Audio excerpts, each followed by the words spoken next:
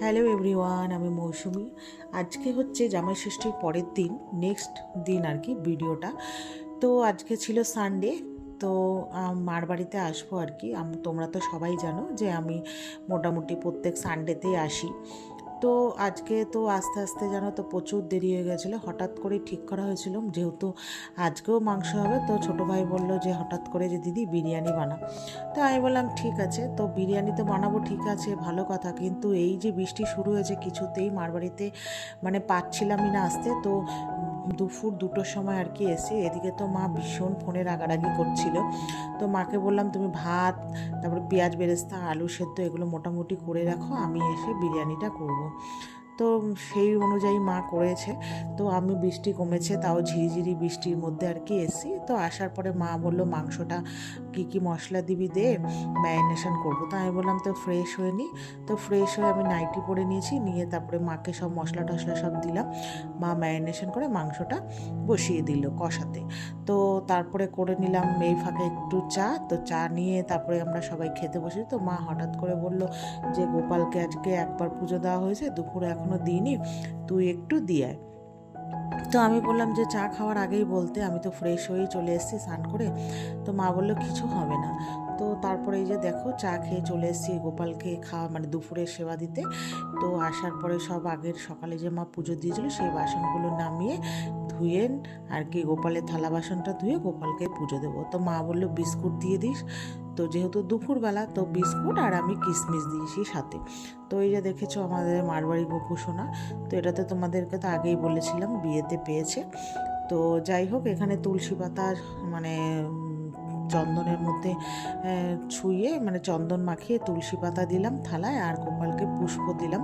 তো যাই হোক, তারপরে হচ্ছে খাবার দিয়ে ঠাকুরকে নমস্কার করে চলে যাব নিচে। যেহেতু মোটামুটি এখন 2:30 পৌনে 3টে বাজে, দুপুরে সবাই খাওয়া দাওয়া করবে। তো আর বিরিয়ানি তো বুঝতেই পারো, বিরিয়ানি ভাপ দিতেই অনেকটা সময় লাগবে। তো চলো এবার নিচে গিয়ে বিরিয়ানিটা মোটামুটি আর কি সাজাবো। তো এদিকে মাংস কষানো তো প্রায় মা বললো হয়ে গেছে। তো এই যে চলো, আর এই যে গাছগুলোর কি অবস্থা দেখো, মানে কি এই গাছগুলো না দেখতে প্রথম প্রথম খুব ভালো লাগে, তারপরে যে কি হয় গাছগুলো জানি না। তো এদিকে মা এক চড়া ভাত করে নামিয়ে নিল, আর এদিকে দেখো মাংসটা প্রায় কষানো হয়ে গেছে। তো আমাদের তো একটু বিরিয়ানির সাথে ঝোল আর কষা মাংস লাগে। তো মা আগে থাকতেই বললো এখান থেকে একটু নামিয়ে রাখ, তারপরে বিরিয়ানি মশলা আর কি মেশাবো। আর এইদিকে হচ্ছে দুধটা তোমার ওই গরম করতে বসিয়েছি যেহেতু বিরিয়ানিতে ঢালবো। তারপরে আমার একটু না খিদেও পাচ্ছিলো, আর কষা মাংসটা এত টেস্ট হয়েছিল কি বলবো বন্ধুরা।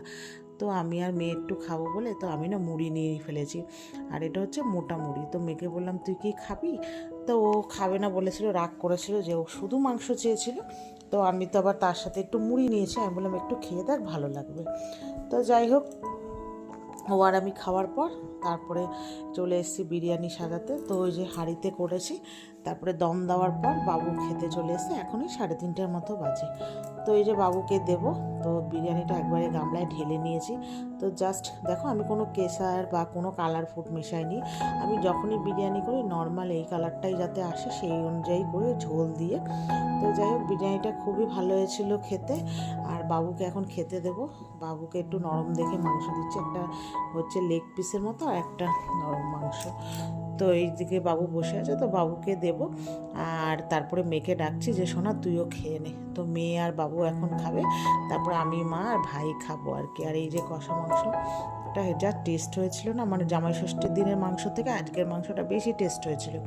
তো চলো মা আর আমি পরে খাবো, মেয়ে আর বাবু খেয়ে নিক। তো আজকে ভিডিওটা এই পর্যন্তই। ভালো লাগলে লাইক